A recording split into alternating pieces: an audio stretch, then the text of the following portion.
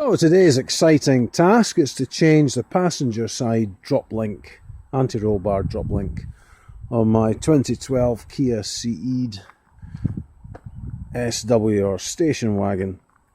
I've been basically getting a bit of clunking going over uneven surface roads at low speed. Seems to be fine at higher speed, but I've ordered two drop links, and hopefully it'll be a straightforward enough job to do it. But here in Scotland, with the amount of salt they use on the roads, quite often the nuts or fasteners end up rusted on and you've got to grind them off. So I'm hoping today that I'll be able to just undo them, but that might be a bit optimistic, but let's see.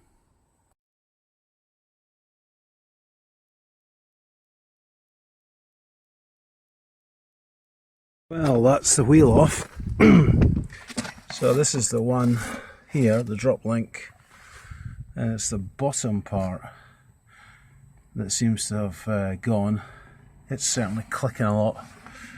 I imagine it's probably going to have to get ground off down there, but we'll certainly give it a go. I'll put a bit of release oil on the top and the bottom one, but whether or not I'm going to be successful, I don't know.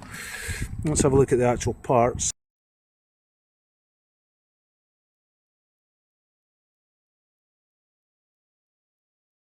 So these are the two. I got a pair. It's they were £11.90 for two on eBay delivered. It took 24 hours to come. I ordered them on Thursday and they arrived on Friday. Quality seems okay.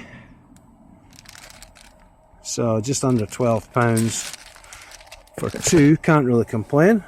That's in today's money probably about $15–16 or something for two.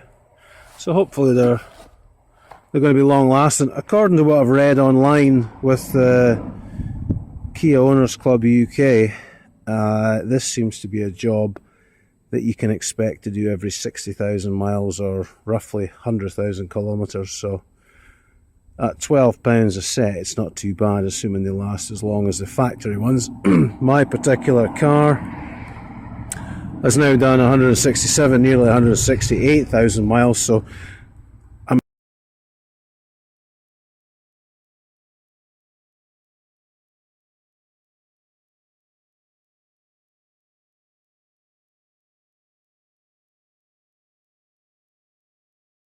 well, by some miracle, there's actually a bit you can put an Allen key or a hex wrench into here, and then you can hold this part steady. You'll see it'll turn otherwise, including the nut. So by using this Allen key, I can then get the 19mm on and then turn it. But it certainly wasn't wanting to come off freely on its own. So I'll get that off and then I'll try the bottom end, which will probably be worse, but at least I'll know I can get it off.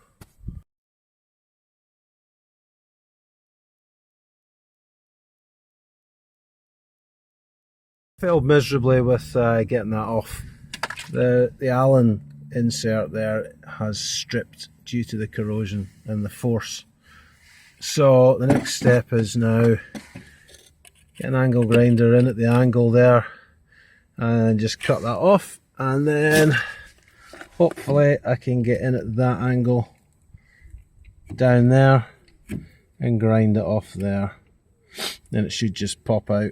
Famous last words, of course.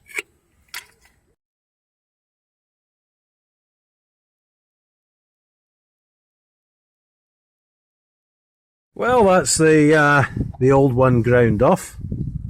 Just cut through it and then pulled it out. The observant might notice that the cutting disc actually snapped at the end.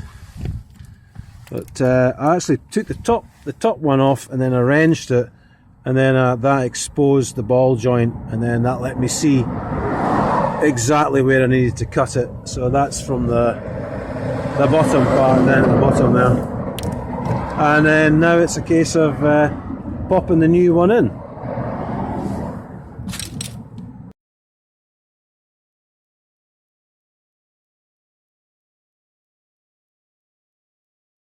Well, that's the drop link fitted. I've put some copper slip on it.